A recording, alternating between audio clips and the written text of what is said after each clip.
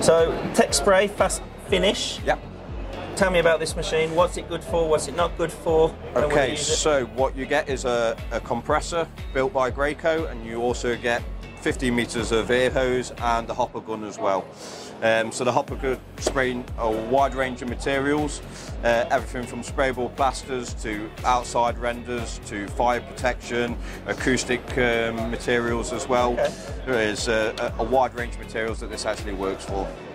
Okay, so this bit is just a Graco compressor. That's just a compressor, yeah. Okay, but it can be used to driven, air tools and bits and pieces like that, should you want it to. So it hasn't got the CFM to be able to cope with running, spray guns and bits and pieces like that. How big's the hose?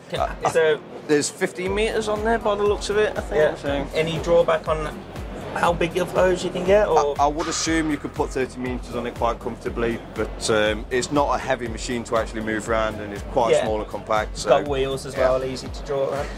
Can you change these nozzles? So there are different nozzles available, and you can also change how wide that orifice is with the back of the gun there as well. You've got a material setting and an air setting as well.